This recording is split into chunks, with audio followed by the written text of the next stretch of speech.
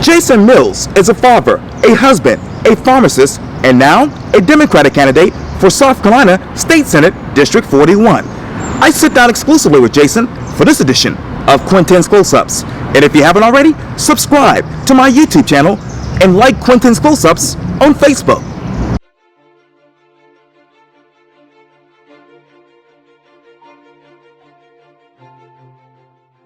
Jason Mills, welcome to Quintin's Close-Ups.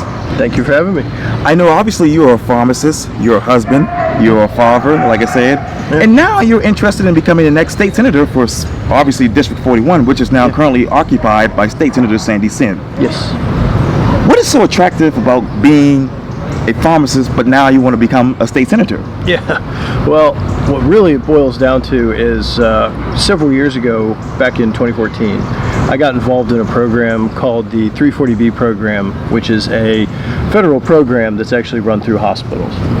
And the intent of that program is to, well, there's a lot of different intents, and you can look at the different press releases, but the point of that program is to try to connect people to healthcare and reduce those costs for everybody, for the patient and for the hospital. Because it's a federal program, you have to make sure that it's protected at a federal level. And so that actually started me on my journey to getting into politics, because what I realized within the first year is that this program was actually coming under attack by pharmaceutical companies and the pharmaceutical lobby, because it's a non-taxpayer funded program. It actually comes out of the pockets of Big Pharma. So they lobby against it strongly. And so I got into it, and I found myself on Capitol Hill. I found myself trying to lobby legislators to try to protect it on behalf of patients and on behalf of the country. And it was the complete lack of caring for the program or no one wanting to really pay attention to the program that really drew my attention. I said, you know what? I think I actually have to get involved. So it took me 6 years to get here, but I'm here now, and I want to start to affect change. Matter of fact, you said this on your website, quote, "We deserve better representatives in the General Assembly." Jason Mill represents so many of us across the community, committed to his family, raised in a middle-class setting, educated yet burdened with debt, concerned about the economy and jobs, supportive of our rural areas and farmers, sensitive to military families and to the issues surrounding our veterans, hopeful that communities can assure our environment is healthy and sustainable, and so much more. How have your experiences obviously prepared you for the state senate? Yeah, well, it's because I've experienced life as a citizen in Charleston, South Carolina. Everything that's on my website, I think what I'm trying to state is I didn't go through this through a traditional political pathway. I didn't go to school studying political theory and political science. I didn't intern under any state or federal legislative officials. I chose a healthcare pathway, and what that did was that got me into eventually a 9-to-5 type of job where I have a family to care for, I have a community to take care of, and participate in and just be active in it. And of course I have my extended family, I have my neighbors, I have everybody that I care about, and so I am involved in some way, shape, or form into everything that I said on my website. What I feel like that means is at a state house level is you can't really challenge me with a whole heck of a lot that I haven't either in some way, shape, or form been affected by. Now I know how that may seem to a lot of people in the Democratic Party, because just a white guy here, but as far as being a part of my community, wanting to be engaged, I am very passionate about public service. I mean, I've been doing public service as a healthcare professional for the last 14 years. I have no want to stop doing that. I just feel like the next evolution for me is to actually do my public service in an elected official level. From 14 years ago to right now, being in your profession, how do you look at public service? I look at it as something that is one of the most patriotic things that anybody can do. I think it's something that some of us take for granted. I think a lot of people who have been in an elected official role for a long time take for granted. I think it's also something that many people feel there is a recipe for elected officials, and that's something that I'm trying to challenge. And when you get into an elected role, that is your job, is to be a public servant for your constituents. And I think we have a lot of people that are at that level that think it's a good gig. I think we have a lot of people at that level that are using it as a stepping stone, either into another level of elected officialhood, I guess, or they, and they're just going to add it to their CV and make them more marketable. I think public service at the core is its own job, and we should treat it as such. I'm going a little bit on a tangent here, but part of the issue that I have at our state house is both on the House and the Senate side. South Carolina still looks at their state legislature as a part-time gig, which is why it doesn't really pay a salary. It pays enough to transport you and house you back and forth to Columbia on an annual basis. I think that's something that absolutely has to change. I think what you'll do if you actually made that job, which a job is what it is, if we actually treated it like a job and paid people for their service, I think you would actually get a much better stable of candidates that are coming through on both Democrat and Republican sides if it was actually a paid job. Because right now the pay is virtually nothing, and you end up getting people that are able to afford not getting a regular paycheck running for those positions. And I want to ask you about leadership in Columbia later on in Quintin's close-ups, but let me talk to you about obviously what's going on in the district. You talked about healthcare. Mm-hmm. How do you define quality life in District 41? Oh yeah, well, I think the thing that we have to look at, and I'm actually a big advocate for something called population health. Okay, and population health, it has it's a very big definition, but the way that I typically classify it is there's 3 pillars that stand it up. There is obviously healthcare, there is education, and there is environment. And the reason why those 3 pillars help stand up population health is because they all work in concert in order to provide a good health for the population. I'm not just talking about healthcare. I'm not talking about just people being sick. I'm talking about the fact of you can draw straight lines between the community's access to education, the community's access to healthcare, and the environment from which that community is growing up or living in. And all of those are connected, because you will find that the better healthcare infrastructure, or the better an education infrastructure, is within in a community, you can actually demonstrate that healthcare and the general health of that population is actually better just from a better education. So I think for District 41 it would be a priority, but going outside of District 41 for the entire state, I think our big thing has to be education, because it is one of the most important pillars, and in my opinion it is the one that we are the furthest behind as far as those 3 pillars. I think in order to try to prop up our state's population health, we really need to pay education its attention in the public sector, and I think we do that with a variety of different tactics. I've mentioned a couple in different venues. I think we talk about potentially changing the academic calendar to a year-round calendar. We go to math. We need a hyper focus on the math curriculum as well. That needs to be completely upturned. Our Victorian style way of teaching in the classrooms is completely outmoded, and we need that to get updated as well. And then I'm a big advocate for advocacy, and I think that we need more participation at our appointed levels of people that are actually doing the jobs.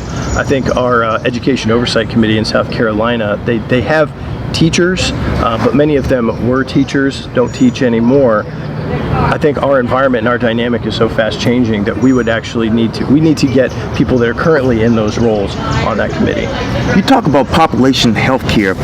Where would the funding come from? But it comes from where it comes from now. See, that the infrastructure, or those pillars, are just where do you want to focus your efforts. We already have an amount of money that we pay on education. I think we could definitely divert some funds to education, and we can do it in a variety of ways without actually increasing taxes. I think that we could be rather creative. I was talking to a potential constituent of mine just a couple of weekends ago, and we were talking about, that very same thing. How would we pay for some of these updates in education? And I said, well, we're talking about getting rid of the inhibition of selling liquor on Sundays. So let's just take a look at that, for example. If we actually allow liquor sales on Sundays, any of the sin tax that would actually be taken from those Sunday sales, why couldn't we just revert those and just pour those into our public education system? It's fairly simple to do. You just do it by date. Any taxes that are assumed from those dates, you collect those and you put them in the pot, and that's how you pay our educators, and that's how you fund those facilities.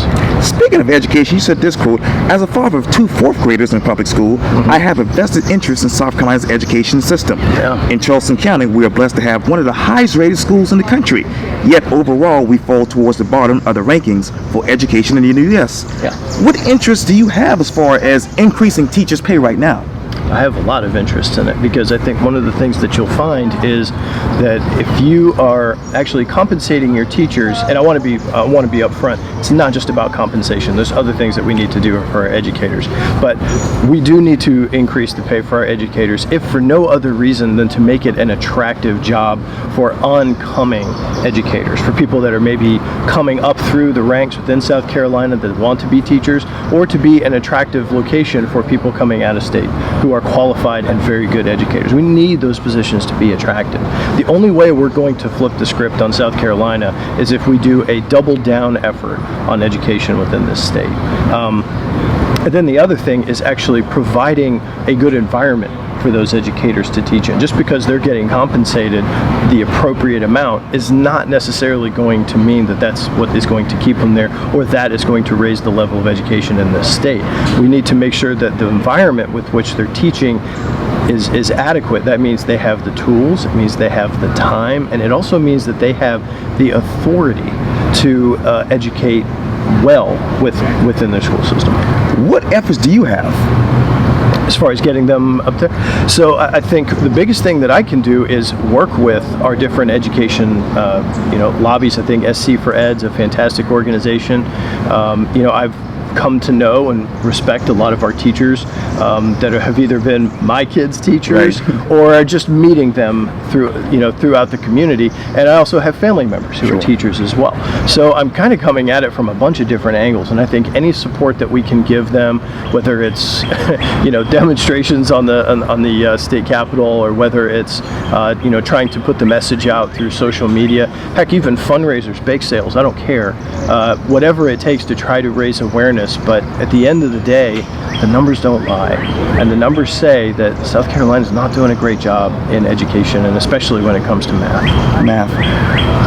I want to get back to that as well, but I want to get back into District 41, because I want to talk to you obviously about some issues regarding development.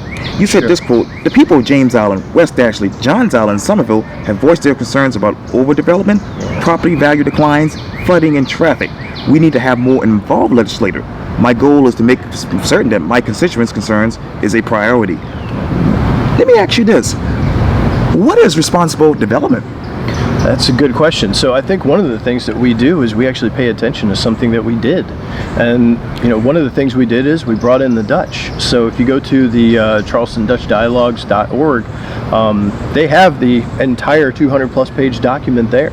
And when you look at that document, I think there's a lot to learn from not only what they actually said, but we can also extrapolate a lot of the answers that they took from that. And it was essentially this: we need to survive with water. We're never going to decouple water in Charleston. That's never going to happen. Flooding is going to be a part of our narrative for the rest of Charleston's existence.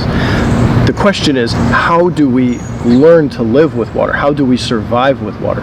And that means that we need to make a much more careful approach to any pad of concrete that gets laid anywhere in the coastal area and in the entirety of Charleston County. We need to really enforce through either county or town ordinances that building managers, for example, have the authority to request to oncoming developers, and they say, look, we see your plans, they look sound, they look sturdy, they look safe. What is that going to do to water? What is it going to do to traffic? If you build a 400 unit apartment complex, what is that going to do? Can you provide us studies? Have you worked with an engineering firm that says, here's how water is now going to shed from this location in this amount of rain, this amount of rain, this amount of rain? go away. And and then we need to be able to respond to that, and then our councils need to be able to respond to that and say, okay, here's the latest report. Do our professionals agree with the assertions that are made within their report? And if we do, then it comes to a vote. I don't think we should be voting for the approval of any permits or any new builds until we can really verify and validate that anybody who is going to do any type of restructuring, whether they're taking an existing plot of land and changing it, or if that already has a building on it, which is something that we don't do enough of, by the way, or they're taking a virgin piece of land and they're going to modify it with either build and fill or whatever. That leads me to fill and build. Is that ideal for District 41? I believe we need to, I believe very much in growth. However, like I said before, I think that there is a lot of opportunity for areas that have already been built in, and they've already created the affected water flow, and we understand how that water and flooding and traffic work around those different buildings. I think we, James Islanders and West Ashley folks, our friends out on Johns Island going up into Dorchester, I think we all need to take a really hard look at what structures we do have in place, whether or not those make economic sense, and whether or not new businesses, new buyers, new builders, rather than taking down trees and filling it in with concrete, I think we need to look at those buildings before we do anything else with areas that haven't been developed. You talk about those developers. What incentives would you ask them to bring to the district as far as apartment building and housing and whatnot? Well, I think the incentives kind of come with the location. But as far as developers, if they really feel like they want to actually build something there, and I'm not trying to paint them in a picture that says that they're evil people. I get it. It's they have an investment and they want to get their money back from their investment. I think we need to work with them on that. So I think that we need to give them an ample amount of runway, but we also need to pivot very quickly based on what we learned from the Dutch dialogues, for example. We need to say, look, this is a reality today. We can't put in some piece of legislation that's not going to go into effect until 2030. We need to do this now. So I think that the incentive that we can offer to developers is say, look, we're still willing to work with you, but you're just going to have to work a little harder. Now, from the Dutch dialogues, which part of those plans would you adopt for 41? Yeah, I think it's a lot of what I already talked about. And I also think that there would also be an identification of certain areas that says, sorry, I don't care what studies that you put in, there's no more building here. It's done. We're already. It's either going to be too costly to the structure to maintain insurance. It's either going to be too costly to the potential neighbors because of how water is going to shed and it's going to inundate maybe their backyard, front yard, or their structure. It's okay to say you don't need to it's okay to say we can't build here. And in fact, if you've actually been to the Netherlands, you will find miles and miles and miles of developed land well before you actually get to the ocean. And what you actually have there, you have managed canals, you have the old windmill system. Yes. And then you have the modern day pumps that they use to really manage and work with that water. What a lot of people don't realize that they did in the Netherlands is a lot of that land requires water. So if the water actually gets too low, they'll actually pump water in. But that's because they have such a sophisticated way of managing water. They've learned how to survive with it and balance it and mitigate any of those flooding opportunities. We need to take those lessons forward, and we need to say, look, we're not going to build units here. We're not going to build land. Maybe we'll build some water management canals, water management channels, so that we can actually help offset the effect of water. Where would those water management canals be in 41 if you could put it there? Well, if there would be in 41, I think that we have a lot of different opportunities if we actually put the kibosh on a lot of, building in areas that are identified as too low for builds or too prone to flooding. I don't want to overdevelop Johns Island, but I think that they were a hot spot as identified in the Dutch dialogues, and I think that would be a natural place that we would go as to where we could maybe put in some water management canals. I think West Ashley still has a lot of opportunities. If you go up Ashley River Road, there's if you've ever been around in a flood, I mean, that road will completely cover in water from, river to river, and that's because that historically is how water was shed from between rivers.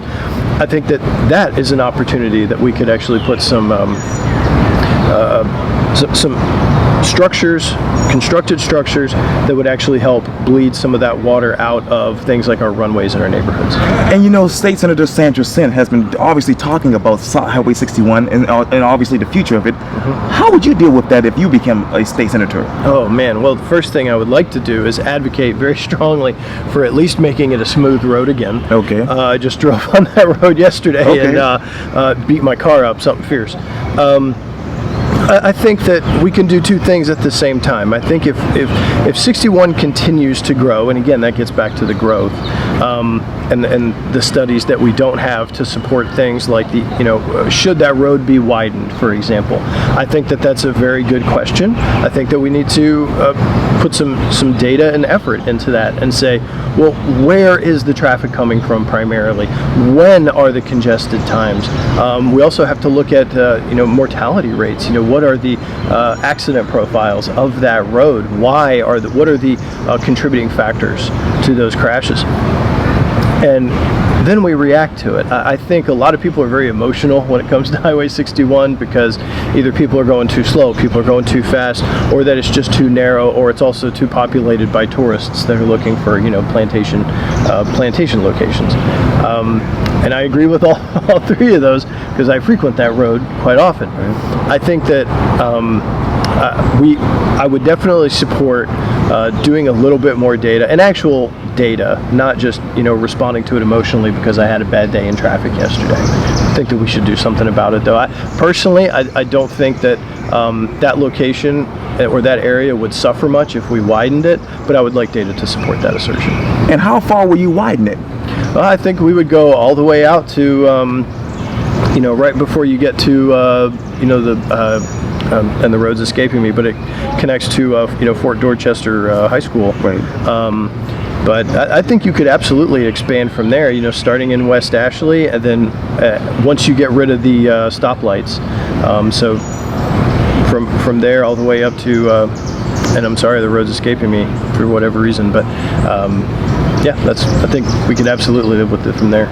And tax revenue is the way that the government is able to function. How much tax revenue has District 41 lost over the past 4 years in your mind? Ooh, I think we've lost. I don't think we've lost too much, actually. I think a lot of our money does end up going into the general Charleston County pot. And don't get me wrong, I love me some Charleston. But there are areas within District 41 that are kind of the forgotten areas that I think would do well to reclaim some of that tax revenue. And whether or not that actually has to be taken up with Charleston County or at the state level, I think that we could do a little bit better also within our own district of trying to raise awareness to maybe some of the not doing so well parts of whether it's James Island or West Ashley or the up and coming areas in Johns Island. I think that we kind of tend to stay in our pockets a little bit. I think West Ashley kind of is in West Ashley, James Island, Johns Island. I think as a community in the Charleston area, I don't think that if you ask somebody in like James Island, for example, that had maybe a child going into one of the middle schools out there, what their thoughts were of West Ashley middle schools, that they would know a heck of a lot, unless you were tied into like SC for Ed or something like that. But yeah, I think there's more opportunity there. I'll leave it at that. You talk about Johns Island, you talk about expansion, you talk about Charleston County. I got to talk to you about the I-526 expansion. As you know, the taxpayers, according to some people who are actually against the project, did not agree to the sales tax increase funds for this particular project. However, the proponents of the expansion says that's not true. What in your mind did the taxpayers agree to, and what did not agree to? I think that they didn't agree to any type of tax. I think that what we thought, I think what many of us thought we were trying to agree to with 526 is we want to see it expanded, sort of, or we want it to be managed, maintained. I think the extension onto Johns Island is the big question, and what route that would actually take. I mean, you know, obviously, if you come into if you're coming down the James Island connector, right, you can see where the city said this is where we're going to put 526, or we're going to provide a channel to 526. And obviously it's not built yet because I think there was just such ire that was drawn over where that was going to go and what harm that was going to do. I think at this point we're really put in a hard position because Johns Island has built up so much over the last 10 years while this project has remained idle. I think it has to be absolutely, we have to throw it back up on the wall and redesign and look at it, because do I think that 526 should be extended past so we could take a little bit more of an outer belt, if you will, of the Charleston County? I do, but I think that we can't follow the same paths that we were 10 years ago. I mean, when I remember, you know, in 2006 when we were talking about it, you know, you saw the route that I-26 was going to take, and you know, it came very close to a lot of suburban areas, but it didn't seem like it was too much. The biggest thing that was affecting the 526 expansion back then was that it was actually going to cut off a part of the Charleston County Park, I believe, was the biggest issue, or the James Island County Park, that is. Nowadays, with all of the build that's gone on Johns Island, I think that we have to make a different approach to it. How would you redesign that if you could? Yeah, that's a great question. I think that not being a civil engineer, I would be interested to consult with an engineering firm that has had to do major redesign of a major traffic artery into a currently or future will be congested area with residential housing. I don't think you can just do the old-fashioned, you know, 4 lanes and then you get to an off-ramp and then it just kind of branches off from there. I think we have to talk to some professionals on that. I would absolutely defer to someone with a background. Now, in your mind, what environmental impacts would 526 come with if it were to be expanded? Yeah, that's absolutely something to be concerned about. You know, as far as the fish and the fowl, I think it could be very bad if it's done poorly. And I think that kind of goes hat in hand with what we were just talking about. I think we would really need to confer with the proper type of engineering that could go into this to not only cover what it would look like when it's done, but what damage is going to be wrought during the actual construction of that project, and what, if any, potential effects would happen, you know, to our environment, whether it's water or whether it's, you know, the wildlife that we have in that area. I think that we should we absolutely need to be very careful in it.